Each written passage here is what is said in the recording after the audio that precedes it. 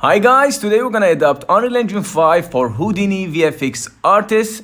I guess it's a bit of a challenge, but as you can see, the result is spectacular.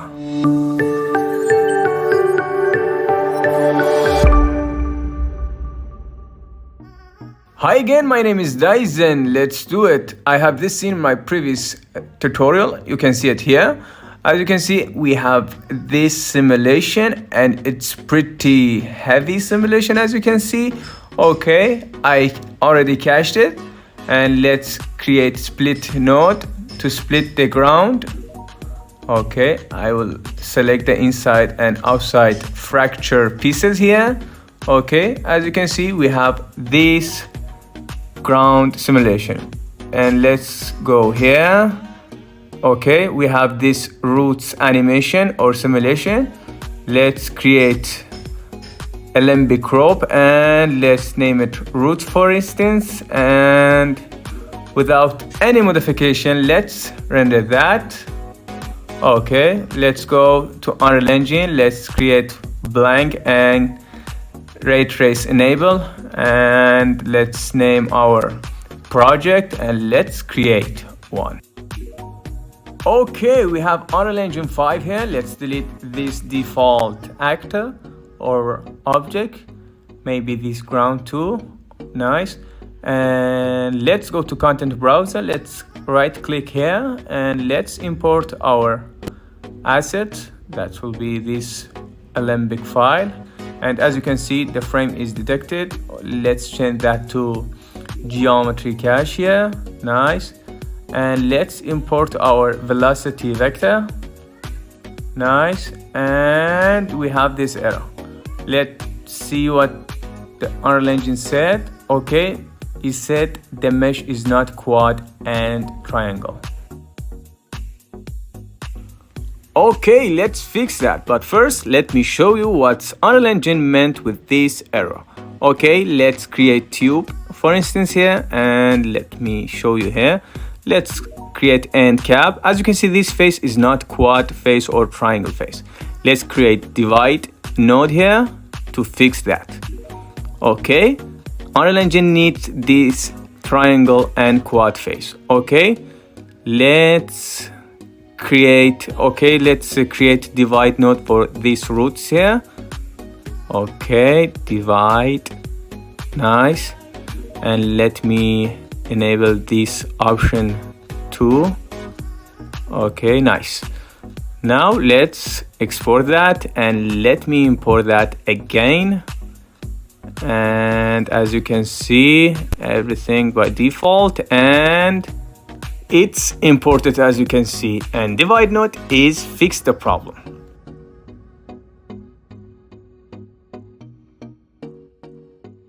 Now let's create UVs for our mesh here.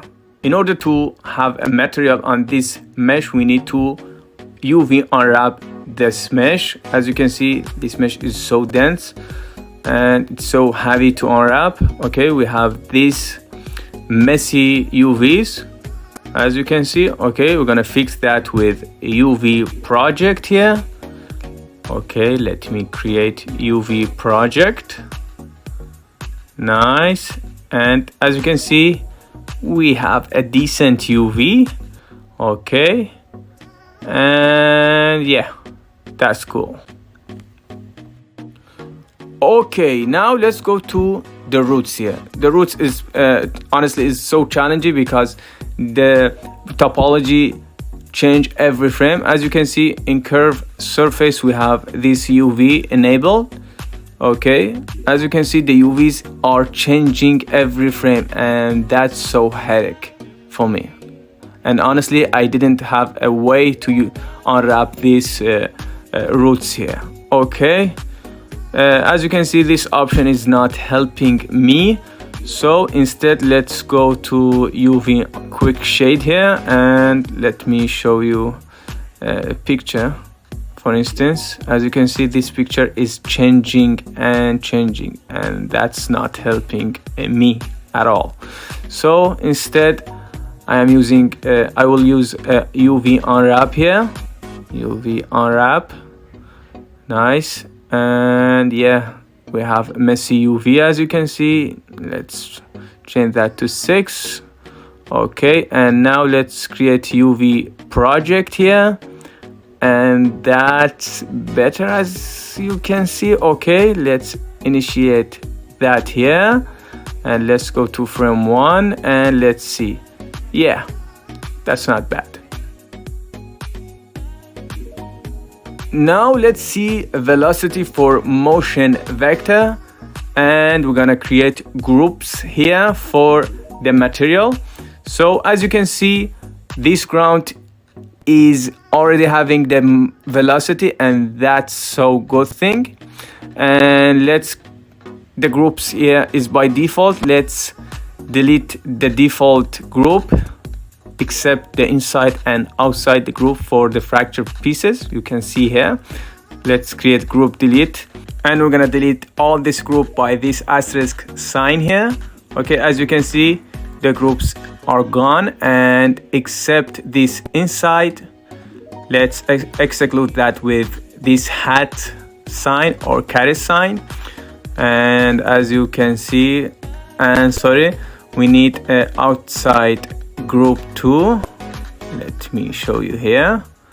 Okay, the caret sign, and let me show you, we have this inside and outside group. Let's export that to alembic. Okay, now let's go to the roots here, and again, it's so challenging to calculate this point velocity because the point order or point number is changing every frame. As you can see, I create a point velocity here, and I have this artifact, and that's not good for motion vector. And I even tried the trail node here. Let me create a trail node, and let's change that to compute velocity. And as you can see, this artifact is still here, and that's so annoying. And honestly, I didn't have a way or method to do this. So if you have any suggestion, please let me know in the comment section, and I will bypass this velocity for these roots. Okay, now the groups. I want to create a group for each roots here. I create connectivity node, and I change that to string, and as you can see, I have the pieces attribute. Now let me show you one handy node here in the group section called group from name. This node will create a group from name attribute that will be the class attribute. Okay, we have a warning here. We need a string for this attribute, and let's have a prefix root, for instance, and underline. As you can see, let me reflect that again. Okay, we have this group by every pieces. Let me delete that, and we have this group. And now let's import our geometry here again, the roots. Nice. And let's change that to geometry cache, and let's not import the velocity vector. A few moments later. And honestly, Unreal is not dealing good with heavy alembic simulation right now. And as you can see, we import this geometry here. Let me scale that and rotate that here, and let's play. And we have our geometry cache here. And now let's go to material section. Let me show you something. And as you can see, all this material represented by our group, and we can assign a material for each roots here. Now let's go to import our ground here.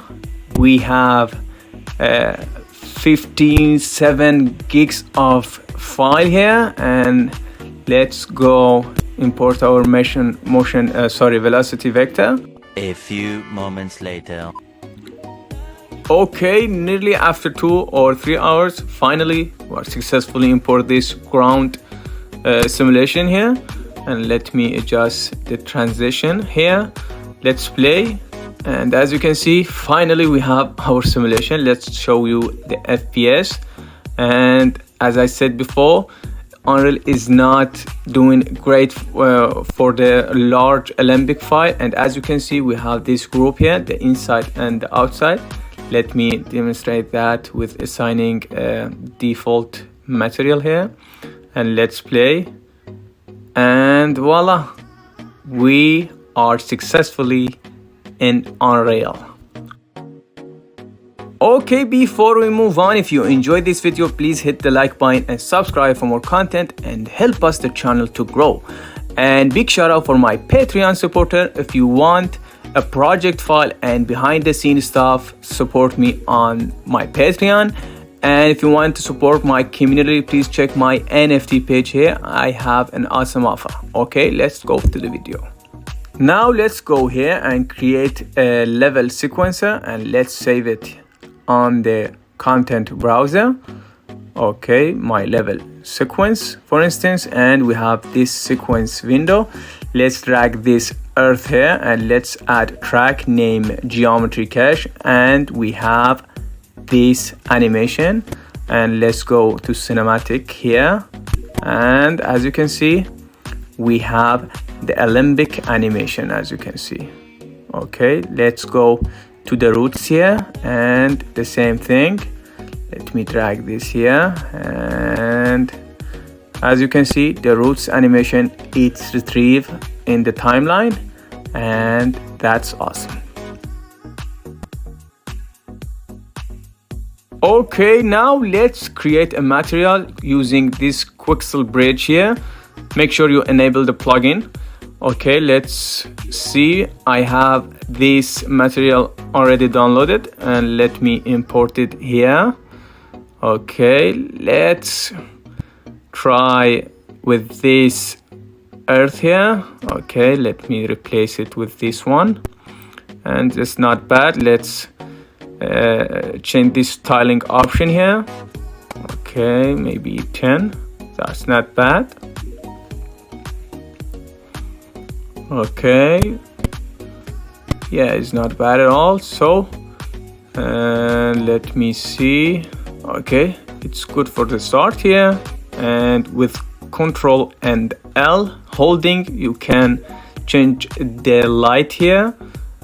And let me see, let's try another one. Let me search for a dirt here, and yeah, maybe that's good. Let me download this one and let me import it here. We're gonna use this for the clay. Let's go to ground here, sorry, the earth actor, and let me drop it here, and the tiling need to be adjusted. Okay, and that's not bad. And honestly, I'm not quite happy with this grass material. Let me import another one here. Okay, maybe this. And by the way, you can find all the Megascan material in the Megascan folder here. Okay, let me modify this styling option here. Nice, and let's drag this here, and yeah, that's not bad. Let me go in the rotation tiling to make this variation. Okay, and yeah, let me try some setting here, because honestly I'm newbie to the Unreal Engine, so I'm still learning. So let me change this pack layer.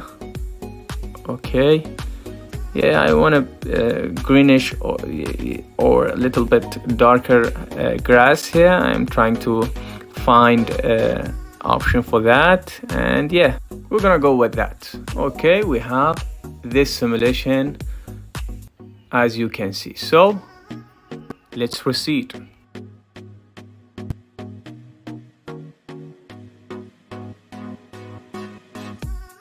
Okay, now we're gonna create a material for this roots object here. I'm gonna use this quixel bridge, and honestly I have to say I love this quixel bridge, and I think it's so artist friendly, and I have a many option here. As you can see, I searched for bark material, and I have this one downloaded already, and you can download any material you desire. And as you can see, I randomly assign one or more different bark material, and as you can see, that's not bad at all. So, and I adjust this tiling for a more appealing look here. And yeah, that's the whole workflow for the material.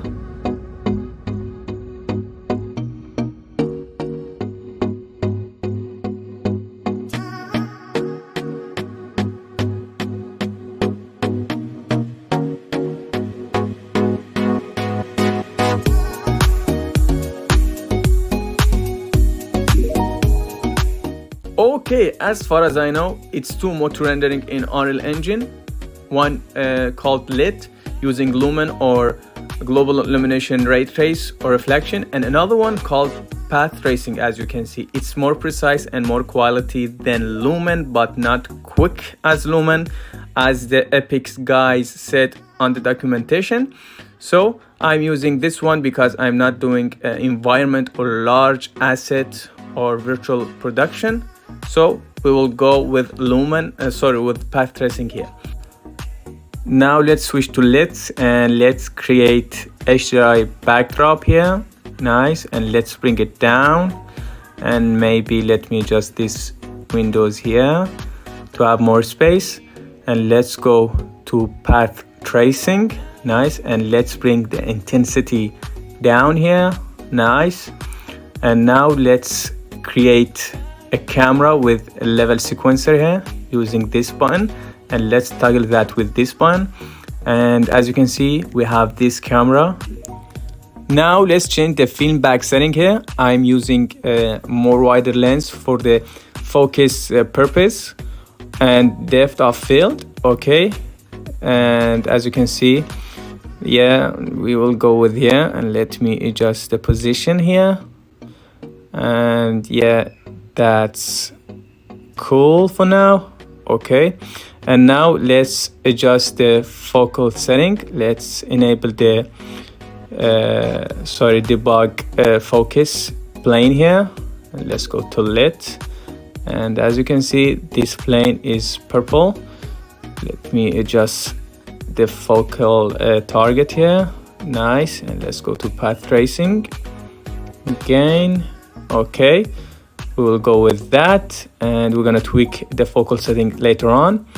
And let's disable skylight because we are using the HDRI backdrop here. And yeah, let me see it. Okay, that's not bad. And now let's go to the volume effect and choose a post-processing volume. We're gonna enable the motion vector in the preview here. Let's change to unbound, and let's check the unbound option here, and let's search for motion vector. Nice, and let's enable the amount. And as you can see, we have our motion effect here. Okay, let me adjust it.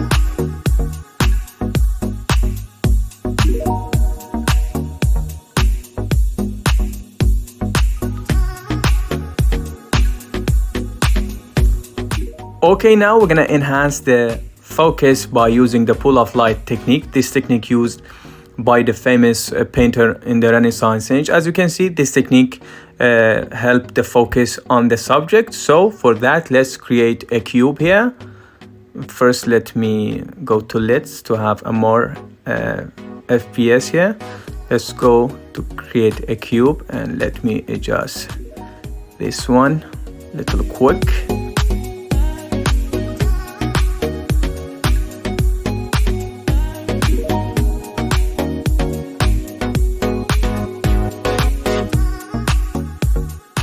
Yep, that's good for now. Okay, now let's go to the light here, and let's bring the intensity up. And yeah, let me adjust the cube here. Yes, maybe a little bit down. Yeah, that's awesome. Okay, we are breaking the light here, and let me adjust this one, and yeah, that's awesome. Okay, now we're gonna have more depth of field effect here. Okay, let's go to our sequencer and select our camera. As you can see, we have 1.8 min f-stop. Let's decrease that, and current temperature is too high. Let's decrease that too, and to have a more blur effect, as you can see, and that's awesome. And we have this diaphragm blade setting here, and we're gonna dive into later on. So this responsible for these sparkly shining dots, as you can see. So yeah, I love this one. And yep, we have this focus, and as you can see, we're gonna adjust our frame to 400, and yep, the level sequencer should be extended by this 1 2 here. Okay, that's nice. And let me see, we have 400 frame. Okay, that's awesome. Okay, now let's go to the camera and this manual focus. As you can see, we're gonna adjust that or animate this one. Okay, we're gonna begin with this point, and later on we're gonna go to the roots. Okay, for that, let's go to the sequencer. Let me added this one here, focal setting and manual focus distance, and let's create keyframe here, and maybe on this frame let's go to the roots here, and let's go again here and hit this one to have a keyframe. As you can see, we have animated manual focus. Lovely. So let me extend it or make it slower animation by this one. Okay, I love this depth of field, honestly, and I think it's so cool.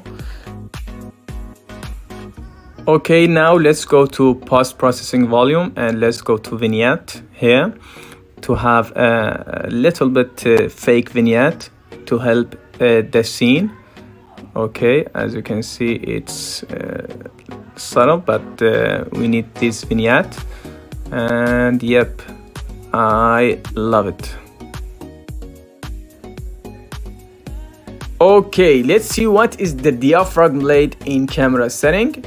Okay, let's go to the earth object here, to this clay material, and let's go to the max roughness, and let's decrease that. Let me show you the sparkly dots here, this highlight, and that's so awesome. I love it. This because we have depth of field on. So let's go to the camera setting. Nice. Okay, let's go to diaphragm blade here, and as you can see, with this parameter you can change the look of this sparkly dots here. And if you notice, after a few moments this sparkly thing is vanishing. That's because we have enabled the denoising on the post-processing volume and path tracing option here, and we're going to disable that to sake of this effect. So, and as you can see, we have it more clearly now. And now let's go to post-processing, and let's go to bloom section here, and let's enable the bloom.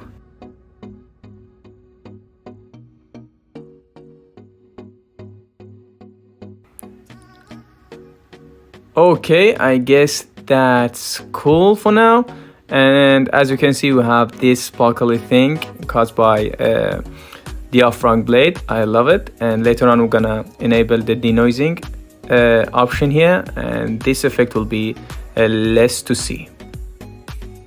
And now we're gonna go to this roots material, and in the albedo and albedo control we're gonna decrease the brightness here, and we have this option, and it's so handy.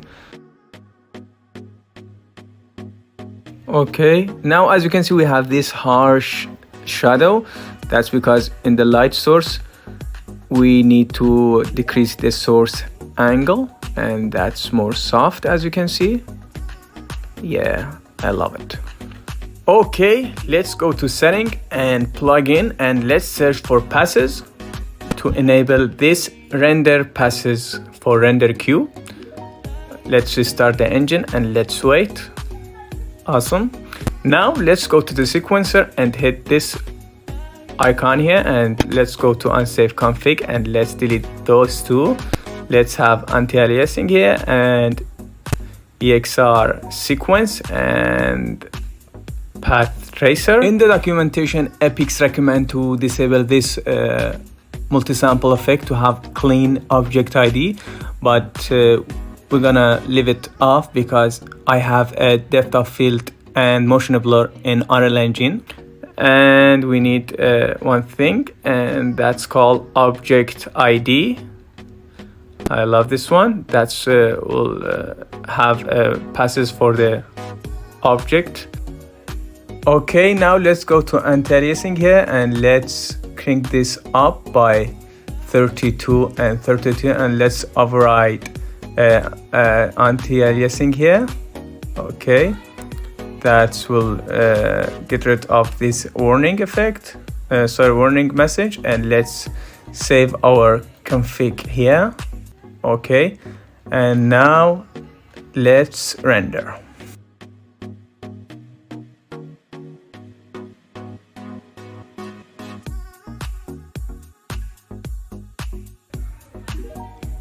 Okay, we are in Nuke, for instance. You can use Fusion if you want. So we have this sequence EXR, and we have our layer. Let me show you here. Okay, we have this one, and we're gonna use cryptomatte to have our object ID. Let's have a cryptomatte here, and let me show you. Let me check this and hold the control key, and let me create a new layer for these roots, called roots, and hit the RGB button here, and let's hit OK, and let me show you here.